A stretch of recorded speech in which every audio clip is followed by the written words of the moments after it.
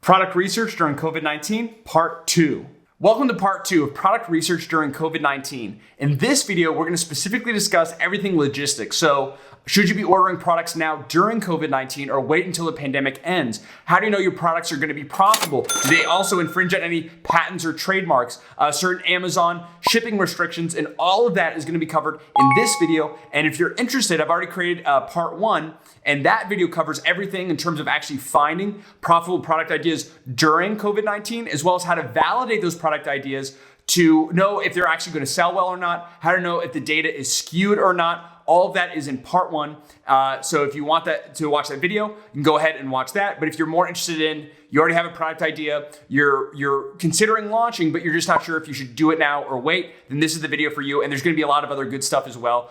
So I promise you're going to find this valuable. And if you do find the video valuable, I'd appreciate it if you let everyone else know just by giving the video a thumbs up. If you have any questions along the way, don't hesitate to reach out in the comments below, as well as joining our Facebook group. And lastly, if you like the video and want to see more videos like this, there are a lot of other great videos currently on this channel. I have full playlists in the description section, along with all the free resources that I mentioned here in this video, which they're almost, I think, all free. Those are all in the description section of this video, but be sure to subscribe and hit the notification bell so you don't miss out on future videos and freebies that we'll be having here on the channel. With all that being said, let's go ahead and get into the video.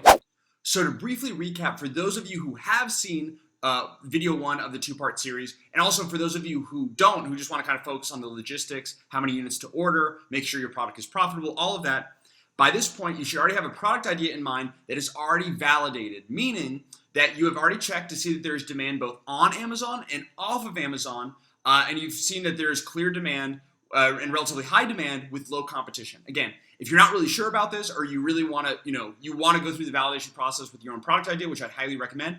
Again, whether this is during COVID-19 or not, I'd highly recommend checking out the video that I posted. Again, link will be in the description of part 1 to the product research series, the 2-part series, very short.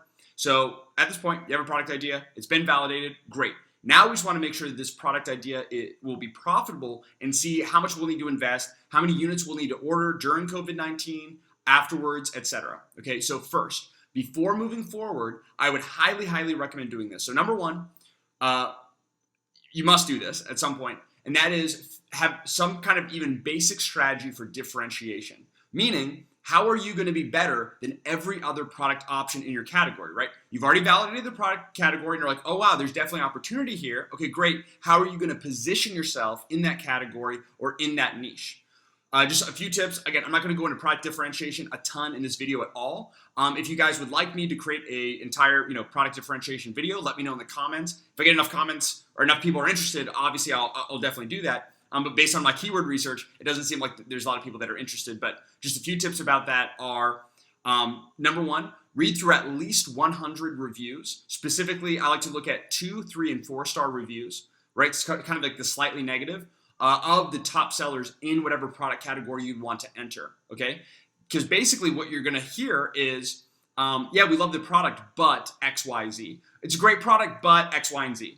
And those buts, right, those pain points, that's a great way to differentiate, right? Another option could be, and I covered this in the previous video, is let's say you're looking on eBay or Etsy, or you're looking at Google keyword data, and let's say, again, in this example, we're going to use a sushi boat. Let's say, for whatever reason, people are really interested in pink sushi boats. So there's a really good pink sushi boat selling on eBay. There's and one on Etsy. There's pretty high search volume on Google. Yet, when you go to Amazon.com and you type in pink sushi boat, there are 0 options of pink sushi boats. So that could be another option. So there's one of kind of addressing a direct pain point that you see from reviews, right, or from other keyword data, or from interviewing, from survey data. You can even go that far, which can be really, really powerful, but that's kind of at the next level.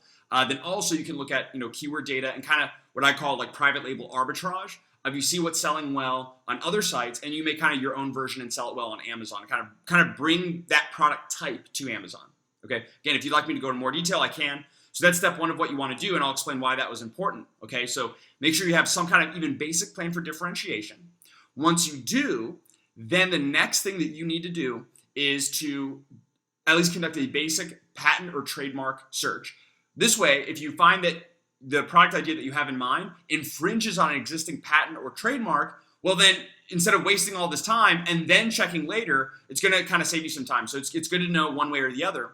So I have this little column here. And by the way, this entire sheet is available for free. Link is in the description section below. I have a ton of stuff there, so be sure to check out the description section. A lot of good stuff there. This is one of them. So you can go ahead and get this yourself, make a copy, download, edit, however you like. I have some pre-built formulas in here as well that are already done for you. So that's in the description section. All right. So I like to have a pass-fail, so it's either a P or an F here in column N for trademark or patent search. Again, you may want to hire a lawyer for this. Again, I can't provide legal advice and tell you if your product does or does not infringe on any existing utility patents, design patents, or trademarks. However, you can at least do some basic search, and if you see things popping up right off the bat, then you know, okay, I should probably not pursue this product, or maybe I need to hire a lawyer because I really want to pursue this product and I need a legal professional opinion. But again, just to do your own basic search without having to shell out hundreds of dollars up front, you can go to trademarkia.com. And again, this is great for if you have a product that's very word heavy. So a lot of design-based products that have, for example, let's say I have a t-shirt, right? And my t-shirt says something on it, a very specific kind of phrase. Like, let's say it just says crushing it. So I want to know, okay, and I want to sell a shirt that says crushing it. Is crushing it trademarked? And specifically, is it trademarked for the shirt category? So I type in crushing it, hit search. Okay, we have a registered live mark, crushing it used on electric kitchen appliances, food blenders, smoothie blenders, choppers, etc. Nothing about shirts here. Okay, another live mark, facial care products. No, I want to launch a shirt, and so on. So I'd have to kind of do my research and look through and look at the live marks here on the right-hand side. There, well, we do have crush it, clothing, t-shirts, hoodie. Okay, so I have to do a little bit more research into this, but again, that's just a random example of how you could use the trademark search, and I've used this before a lot. So trademarkia.com for trademarks. For patents, you want to look at design and utility patents. Make sure that you're not infringing on anyone's patent, okay? And if you're not familiar with patents, I'd highly recommend just reading up about it. Again, I can't really provide that much info because I'm not a legal professional, so I don't know how YouTube's going to take it, but I want to give you guys some value instead of just giving you nothing. So what you'll do is go to Google Patents, and you just type in Google Patents. It'll be the top search result. Then it'll look just like Google here, okay? You type in, so in this case, again, for this example, we're going to use Sushi Boat because I couldn't really use that for the trademark example. We're going to hit Enter, okay? And then we should see a list of patents relating to Sushi Boat. So we have interlinked watercourse for sushi boats. So this is more for the watercourse, so no. Sushi system containing a premium message. That's interesting. I might want to look more into that because maybe I want to have a premium message. Is that going to infringe on anything? Continuous waterway, etc. Right? And you just kind of look through, and if anything really stands out to you, that could be a point to where you're like, maybe I don't pursue this product, or you say, hey, I need to pursue some legal and some professional help and really get an understanding. And I know there are some. I've used this in the past. If you guys want, I can provide it for you. I'm not trying to promote him or anything, but I've used a guy on Fiverr who's I think about $20 and did a very thorough patent search for me specifically for all my Amazon products, and it's very, very helpful, very thorough. He's not a quote-unquote legal professional. I think he was like a law student, and he never ended up pursuing law, but he's still very knowledgeable and all that. So anyway, if you guys want that, I can provide that link. Very helpful, but again, not a professional lawyer. My recommendation, of course, would be if you need legal help, contact a professional. All right, and then lastly, because I don't want to spend too much time on this, USPTO. This is kind of the holy grail, right? Google, I find Google patents and Trademarkia are very easy and user-friendly, where this isn't. The USPTO, the U.S. Patent and Trademark Office, is not. But it's still good to check all three, and I'd highly recommend it. So for patents, you go over here to the Patent tab. Under the application, search for patents. For trademarks, click on Searching for Trademarks, okay? Once that step is done, right, you can just kind of get an initial pass-fail. Again, you can do more research later, but just so you don't waste more of your time, you want to know if your product idea is patented or trademarked or not. So next, what we want to do is estimate the monthly sales that we can kind of expect to make with this product. Again, there is no way to know for certain ever with anything in life, especially when it comes to forecasting demand or forecasting how many products to order, how many units we'll sell. I wish it was that easy, right? But if it's that easy, there'd be a lot more people doing this. However, just because it's not perfect, right, we can get as close as we can and be as accurate as possible to reduce risk as much as we can, right? So that's kind of the whole point. Just keep in mind that there's no way to know with 100% certainty. Otherwise, I would not be human. I'd be something much more than human if I could do that. But in order to get close, we're going to do something that a lot of sellers don't do, and two big things. So number one, we're not going to spend any money on this section of the research part, which is very important, right? Number two is we're going to use multiple tools, okay, multiple free tools. What a lot of sellers will do is they'll pay for one tool like Helium 10 or Jungle Scout or Viral Launch, okay? And they'll use that one tool for their entire product research process from what we covered in the previous video as well as everything here in this video. And that's not a good idea for multiple reasons. So a lot of these tools, Jungle Scout, Viral Launch, Helium 10, these can be really, really great tools. However, they can also be faulty, okay? So what you want to do is use multiple tools and get the average from those multiple tools, okay? Which you can see here. We have actually the average monthly sales, and I'll show you exactly how to use these tools and where to input the data and all that. Really, really simple. And the three tools that we're going to be using, again, these are technically paid tools. They have free trials, so just get free trials to all these tools. So once you're ready to kind of analyze your products, just get free trials to these tools, use them for your product list, and you're good to go, and you don't pay a single penny. Okay, that's what I'm recommending to you. If I was trying to push an affiliate link, I would not be telling you that. Okay, so I do. By the way, I do have affiliate links to all of these, but again, I'm recommending the free trial with all of these. So number one is the X-ray tool by Helium 10.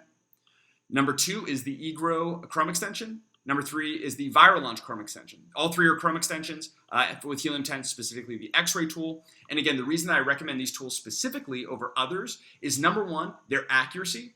And then number two is, again, that they have free trials, okay? So that you can use them for free. So with all this being said, what we're going to do at this phase, right, is go to Amazon.com, type in our product keywords, which in this case is Sushi Boat. Then what we're going to do is download the Chrome extensions. It's free to download the Chrome extensions or to add them. So we're going to install Helium 10, eGrow, and Viral Launch. Okay, and that's kind of what they'll look like here. I have links to all of these in the description section of this video. They're all there. Again, use the free trial. And then once we load our product page here, so we have Sushi Boat, then what we're going to do is click on one of these tools. So for example, just to show you again, here, click on Helium 10 and let it load. It'll take a little bit to load, so that's why I already preloaded. Okay, then we're going to organize the entire sheet by revenue from highest to lowest. Okay, and then we're going to see, scroll down, and then you're going to scroll down starting from the top until we see our product idea. Okay, so we want to sell sushi boats. This is not a sushi boat, so it's selling well, but it's not a sushi boat. It's not our product, so it's irrelevant. This product it deals with sushi. It's not a sushi boat. It's irrelevant. This is a cheese board, completely irrelevant. The only thing that is, or it's slightly relevant, but it's not. We want to kind of go down until we see, okay, this is basically the best-selling, estimated the best-selling sushi boat, at least according to Helium 10. And then what we're going to do is scroll over and look at the sales. Okay, see how that works? So organized by revenue, highest to lowest. Scroll down the list by ASIN until we find the product type that we want to sell, which in this case is a sushi boat. Then we're going to scroll over and look at the sales. Okay, so Helium 10 right now is estimating right now that this product is generating around 22 sales per month. Okay, 22 sales per month. We're going to go and enter that data here in this column, column O. Then we're going to repeat the same process using eGrow. So we load up Sushi Boat, click on eGrow, very simple, let it load. Do the same process. And again, I'm just making the numbers up, but let's say it's 5. Do the same thing with Viral Launch with the Chrome extension. Let's say we get 19. Okay, and then we're going to take the average of these three, and the average is around 15. So right now, we can estimate with using these tools that they're around that this product category, or the best seller in this product category, is generating about 15 sales per month. Okay, and our goal is to be the best seller in this category. By the way, I know there's a lot of other videos out there on YouTube talking about how you should take the average of, look at the average sellers or the sellers at the middle of the page or the top 10 sellers. Here's my kind of challenge to you, or my advice for you, is if you're going to go into a product category, you should have the mindset to be number one in that category.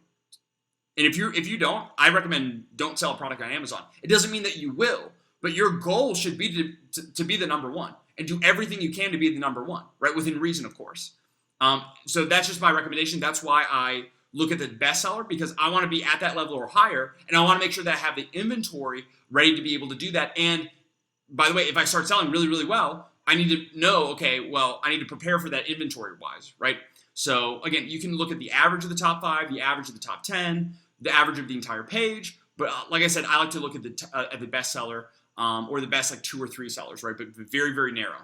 Okay, so we take the average. Imagine if we just relied on eGrow or helium-10. You can see the big difference here. Again, viral launch and helium-10 are very similar in this case, and it really depends. I've used a lot of these tools in tandem, and sometimes one tool is way off, or all of them are very, very, very similar, or one of them is off in this case. So it's always good to use 3, and you can. And again, when you have more products, so this one row here is one product idea, and then in row 3 we'd have more and more and more. You can kind of actually see the accuracy of the tools. And kind of see how different some of the categories are, right? But that's why I recommend using 3 tools, more accurate, okay? So again, this is an estimate. We don't know that. Now, your question is probably, okay, Sumner, great, that's what's going on right now, but as COVID-19 starts to lift and more people start to buy online, or maybe less people start to buy online, this is obviously going to change because this is what's kind of going on right now. I want to be able to predict the future when my products come into Amazon, into Amazon or up for sale on Amazon, my listing goes live. I want to know, that I have enough, I don't have too many, and I don't have too little, okay? So again, I use the exact same process during COVID-19 as I do any other time of the year. This is very, very important. And what I do is go to Google Trends. So you can go to Google Trends, just type it in, first search result. Once you get to Google Trends, go ahead and type in your main keyword. In this case, it is sushi boat. If you're selling in the United States, select United States. If it's in the UK or Germany or Japan or wherever, go ahead and select that, the proper country. I like to play around with this a little bit, but as a default, I like to look at the past 5 years, and then I hit enter. Okay, and what happens is I can see the trend over time. So a few good things here. So number 1 is you want to see overall. Oh, by the way, what this tool, if you haven't used it before, is a free tool that basically shows you search interest in a particular topic over time. Okay, for a particular country.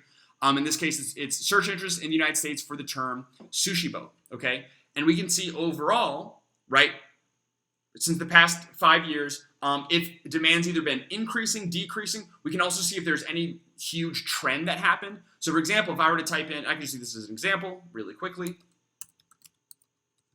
So if I type in fidget spinner, what we're going to see is this big, huge spike. See, this is what we don't want, right? So it got super popular. And if you see this starting to happen, for example, let's say you do product research, and this is just a little tip, and you see, let's say you only see up to here, right? Meaning you see it starting to, your search term starting to really go up, then you know that you're likely on a trending product. That can be great, but you have to kind of prepare for that inventory-wise. But also keep in mind, you could be up here toward the end of the curve, and the curve could be going back down. So again, I don't like to deal with trending products as much with my strategy and with private label. I like more sustainable, long-term type products. And usually you can kind of tell if a product is going to be trendy, like super trendy or not, like very, with very high peak and then very low peak, based on what the product is. For example, fidget spinner, all of a sudden it was something and then it was nothing. Pretty straightforward. Versus something like chairs, right? Or lawn chairs. Lawn chairs have been around for decades. They're going to be around for decades, right? Or books, right? Just things that have been around for a while are less likely to be trendy. Obviously, there are very specific types within that category that could be. So anyway, just keep in mind, if you kind of see a huge spike, or either it's already spiked and it's gone back down, or you see just a big spike, that to be careful. It doesn't mean that's bad. Just be careful and plan for that inventory-wise. That's just kind of a side note that I want to put. Let's go back to sushi boat. So again, some things I like to look for are overall, is the demand increasing? Okay, and we can see if we were to draw a line through this, right, kind of through this diagram, we would see overall that it looks like it's slightly increasing over time, which is a good sign, right? If you see it's kind of slightly decreasing over time, or it's really decreasing over time, that may not be a really good sign because it shows your category is kind of dying off, right, or it could be dying off. So that's number 1, kind of look at the overall trend. Number 2, make sure it didn't already peak or it isn't peaking, just to kind of be careful, which obviously this hasn't. If you compare this with fidget spinner, it's very different. Number 3, I like to see if there are any months where there's clear highs and clear lows, okay? So if we look, so December through January over here in 2016, February, okay, was pretty high. What about over here? June and July. We look over here, June and August. Look over here, June, July. Okay, so very interesting, right? I'm kind of looking at overall, just for some different peaks. And what I can already see is June and July seem to consistently be very high selling periods. Okay, so during warmer months in the United States. So that's very interesting to me. So I might write that down or take note of that. And then something else I want to point out is look at this here, right? What was going on near the end of, beginning of March and up to now in the United States? COVID-19. Okay, so we know that COVID-19 has been going on. That's been affecting sales. But look, this is the lowest search interest in sushi boats, period. It's the lowest point consistently. There's a couple other times it got pretty low, over here, okay? But this is the absolute lowest, meaning there's the lowest search interest, and likely, again, that doesn't mean that there is, it's not causation, but there's strong correlation, that likely during this period, that there's also been the lowest sales of sushi boats over the past 5 years, likely, which is true of a lot of product categories. So that's just something to keep in mind, is that if we're looking we're looking around this time frame, and we're seeing that the average sales are around 15, and let's say we're looking like right around here, well, or right around here maybe even. Okay, well, we know that this is a lower time than usual with COVID-19, so we know that it's likely going to be increasing, so we need to order, or we should estimate for more than 15 sales per month. Okay, and you're like, okay, Sumner, that sounds good and that makes sense, but how many more? Like what percentage or whatever? There's no way to know. This is of logistics and forecasting is one of the hardest skills, and one of the skills I want to improve the most in. It's very, very difficult, and quite frankly, I mean, it's impossible. It's the same way of trying to predict the stock market. You can, once you do it more often, you get a feel for it, you get a feel for your category, you launch multiple products, you start to learn better, especially when it's all in the same category. But even then, things happen all the time. So there's no, again, like copy and paste formula that I can give you of, oh, if you're looking at Google Trends and it's right here, and it's increasing at this rate, then multiply your average sales estimated by these tools by this amount, and that's the amount that you'll need to order, or that's how many you'll sell per month. I can't do that. But at least you can kind of see, okay, overall, am I looking, and again, this is during COVID-19 or any other time, you use the product research tools that I just showed you. Okay, you got 15 sales a month, great. Is this 15 sales a month low or high? That's basically what I'm trying to get at, okay? And this is a good tool to kind of help you understand if it is. There's no way to know for sure, but this can be very, very helpful for you to kind of understand and figure that out. So that's the key. You have 15 sales a day, and we know that's low. Given the data here, this is likely going to increase. We also saw that June and July were very high selling periods consistently. So we know, okay, we definitely need to order a lot, maybe even a lot more than 15 if we really want to, sell well during June and July. And maybe that's around, maybe our products are going to go live in August. So we want to make sure that we prep for that kind of boom. That's how you can kind of think about it. Again, how many more times or what percentage more should we be ordering than 15? I can't help you. And by the way, the 15 is also an estimate of itself, right? These are all different tools that give you estimates, but it's a lot better than just guessing and blindly ordering a bunch of products and having too many or too little. This is going to help you narrow, but again, there's no way to know for sure. So I think I probably repeated myself enough times. Hopefully that's helpful. And then one other tool that I want to show you. So again, Google Trends, great tool. It's free, super helpful. Another tool that I really like using, that I've been using a lot recently is, well, I've actually been using it for a while now, I guess, but is Viral Launch, but not the Viral Launch product research tool specifically. We actually want to look at the Viral Launch market trends. So what you do is go back to Amazon, okay, type in your main keywords, go up to the top right-hand corner, click on the Viral Launch Chrome extension, and then once you're there, okay, it'll load, click on Market Trends, all right? And again, you can get a free trial of this, which is awesome. One of the things I really like about Viral Launch too, by the way. And here, okay, we can see estimated search or estimated purchase history for this keyword over time, okay? And again, this is an estimate. I found that this isn't 100% accurate. Same thing with Google Trends, right? These are all kind of different estimations and averages, but again, when you take all the data together, it starts to paint a picture and starts to help you really understand the reality, okay? So we can see here, according to Viral Launch, at least, the best-selling period was in September. Okay, it looks like through July through, it's taking a second to load, through January, so quite a long set, they're selling pretty well. And then now recently, it looks like it's a little bit lower. What I'd recommend to you, again, this is a kind of an interesting niche that I chose. Again, depending on what product category or niche that you're entering, these tools will kind of have different results and sometimes better results. So what I like to do here, though, is I use this is for the keyword sushi boat, okay?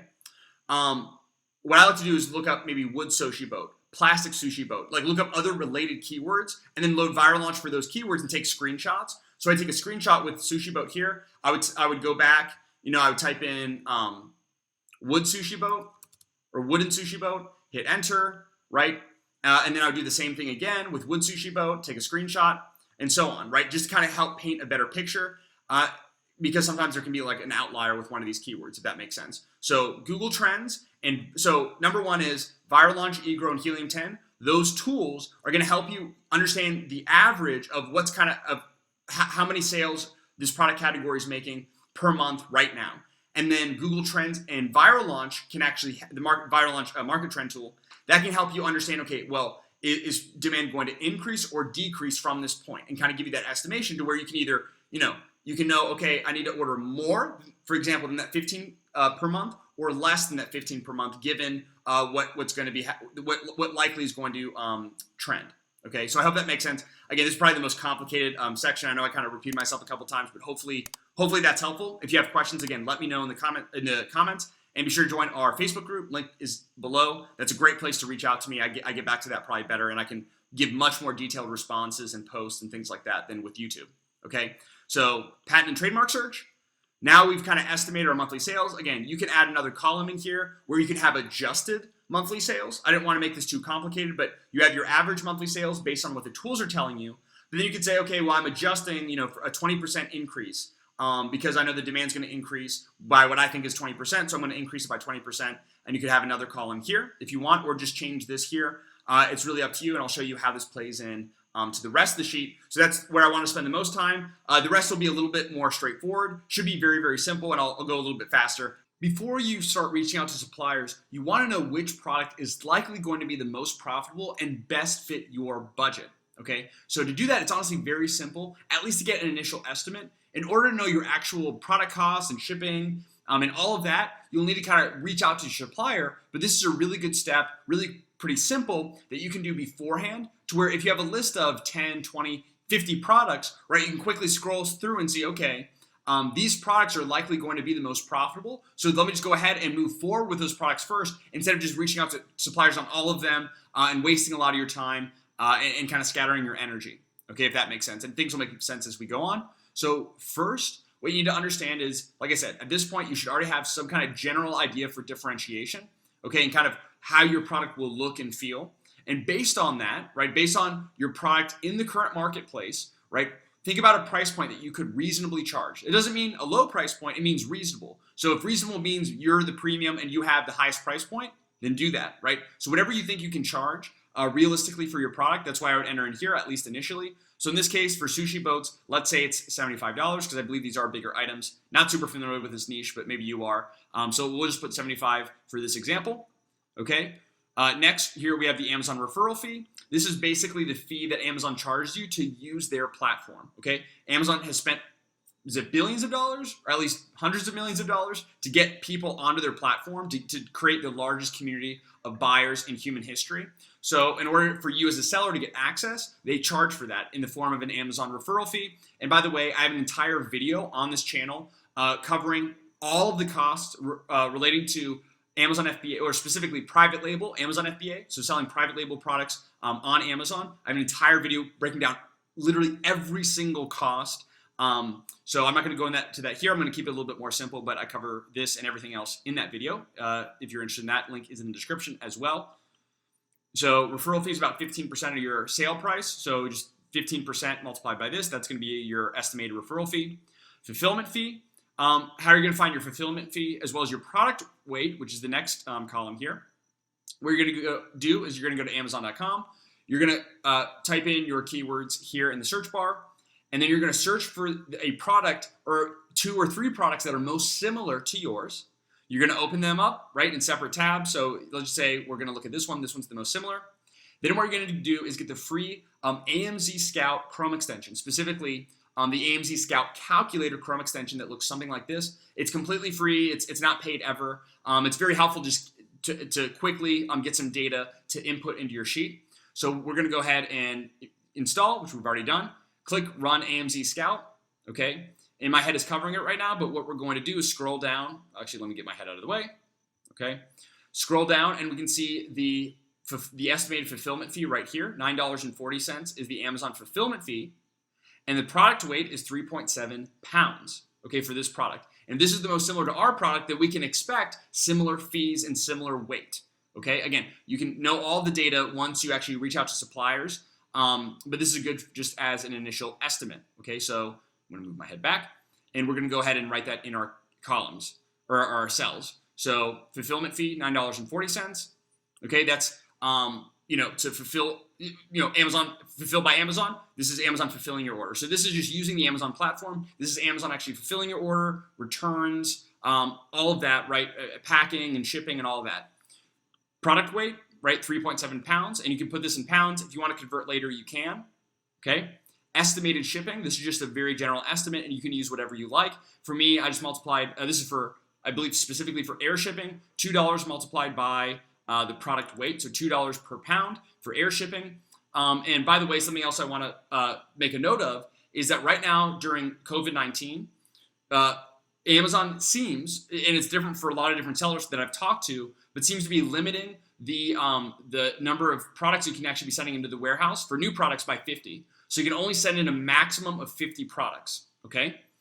With that being said, at least right now, things could change literally tomorrow after this video is made. So just keep track of that or keep up to date, but be sure to know beforehand, okay? So number one is a lot of products have a max limit of 50, some are less, some are more, okay? And I believe I've already started to see Amazon increasing that limit. So by the time that you're watching this, or even the next day after you watch this, things could kind of go back to normal or start to really increase from now. But just to kind of let you know, something to be aware of. So if that's the case, you have a couple options. So number one is you can wait to send in products, kind of after the COVID-19 pandemic starts to die down, things start to pick back up. I've already seen sales starting to go up for a lot of our categories. Some still aren't, but others are actually going up pretty well, which is awesome. And I've seen that for a lot of other sellers and hope that continues. So you can kind of, just keep that in mind and just have the product idea and just kind of wait until things kind of go back to normal, quote unquote.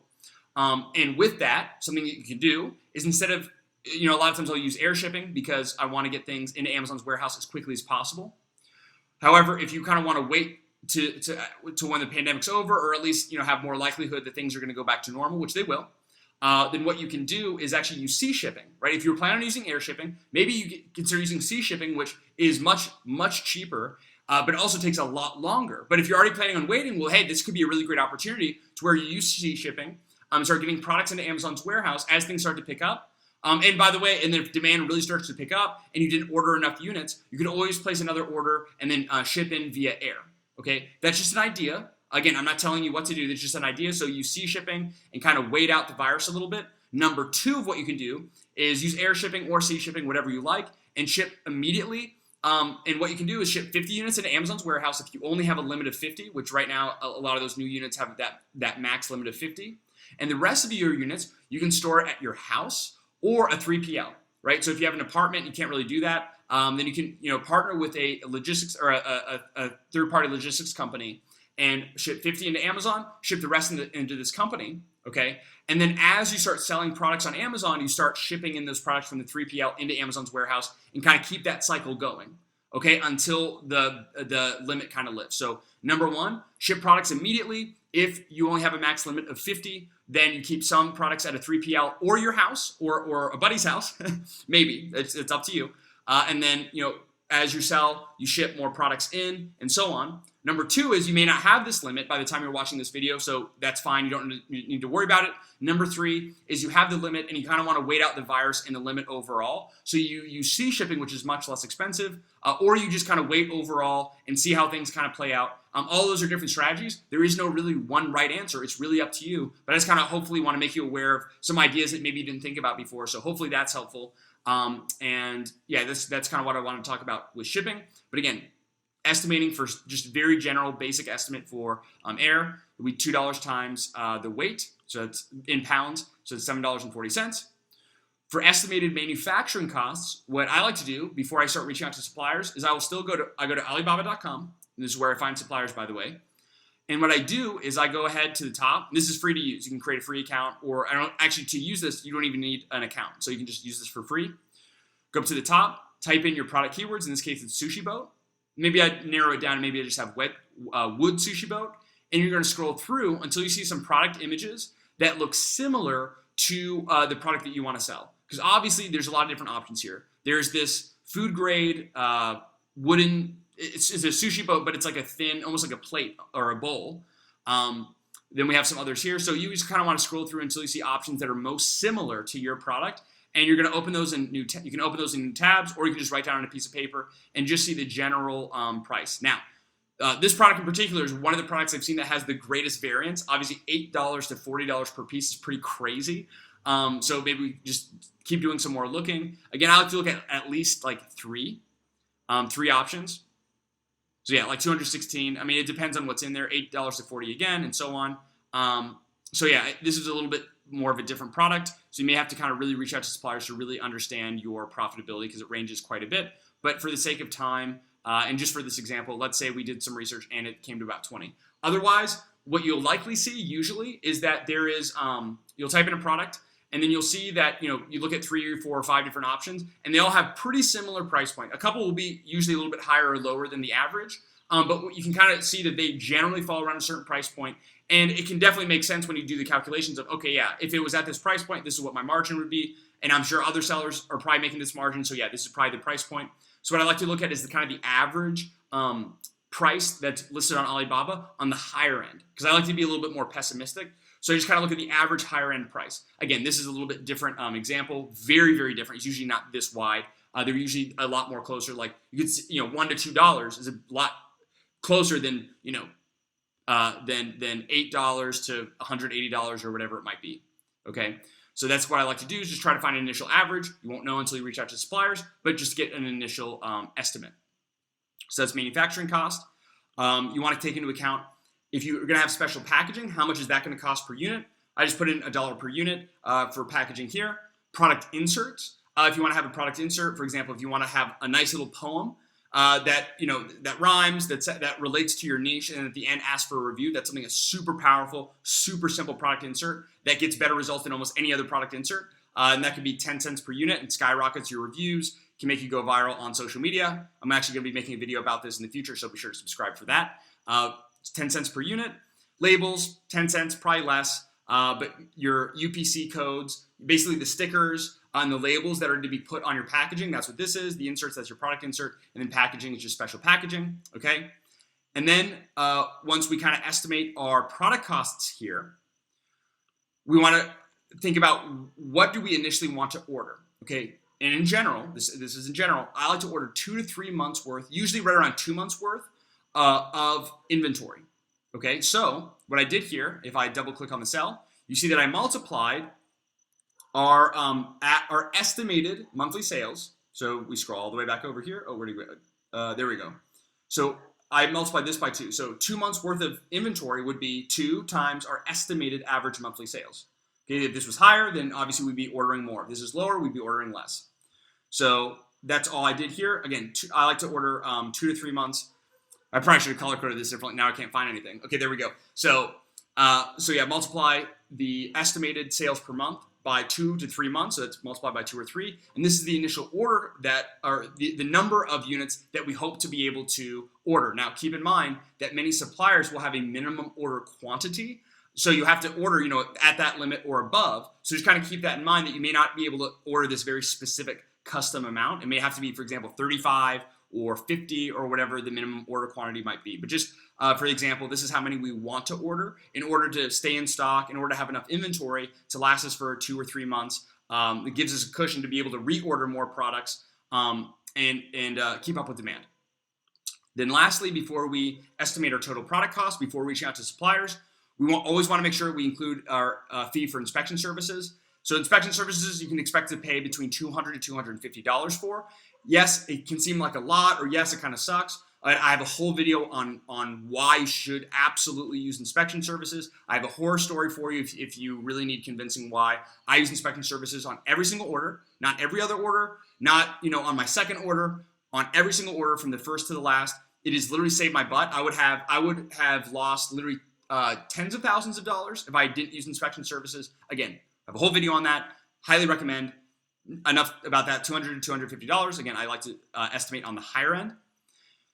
And then based on all this information here, we have our estimated landed costs. Okay, if you're not familiar with landed cost, this is basically how much it costs you per unit to get that, to produce that product, to create that product, and then land it, get it into the United States. That's it. So this does not include Amazon referral fee, the Amazon fulfillment fees, right, or the storage fee. It's only specifically the product and kind of shipping fee, right, for the packaging, for the labels, for the actual product itself, to ship that product overseas. All of that. This is how much it costs per unit. And in this case, right, for the sushi boat, it is $36, an estimated $36.75. You can double click to see the math here. I basically just added up all of the per unit costs that you see here. So manufacturing cost per unit, shipping cost per unit, packaging, inserts, labels, etc. And then because we're going to have an inspection service, and the inspection service is going to inspect 31 units, then that's 250 divided by 31, right? That $250 would be divided out by 31 units. Obviously, if you see here, if we change this to, let's say, for whatever reason, we want to order 100, look at the landed cost over here. Hit enter. It went down from $36 to $31.10, right? Because this is a fixed cost that we kind of divide out by the number of units that we're ordering. Okay, so the more that we order, the more that 250 is spread across and ultimately reduces that per unit cost. Okay, and that generally the more that you order, the cheaper it is per unit. And you'll see that even when reaching out to suppliers, because they want you to order more products, so they'll have kind of a pay tier. It's not the exact same price per unit. It'll likely get a little bit less as you order more units in bulk. Okay, so that's our estimated landed cost. Again, this is how much it's going to cost us per unit to get products from wherever China, Pakistan, Vietnam, from Canada, from wherever into our country. In this case, in the United States. Does not include Amazon fees or anything like that. And then also to keep in mind, again, I have a whole video on the cost of Amazon FBA specifically for private label. You want to make sure that you're including what other costs that you'll need. So if you're going to purchase a UPC code from GS1, highly professional Amazon product photos, you absolutely do not want to skimp out on that. Your product launch, we're going to use Pinterest ads, Google ads, ManyChat, rebates, influencer marketing, whatever it might be. You want to kind of estimate that out. And I just put 1,000. Don't quote me on that. That's just for example purposes. Okay, so this is this is how much it'll cost us per unit. Okay, to get into the United States, and we want to order 31 units. So we want to order 31 units at $36.66 per unit, plus $1,000 for photos, for the product launch, for the UPC code, or whatever else. I'm just making this up. And then finally, again, it's the end, guys. I know it's a lot.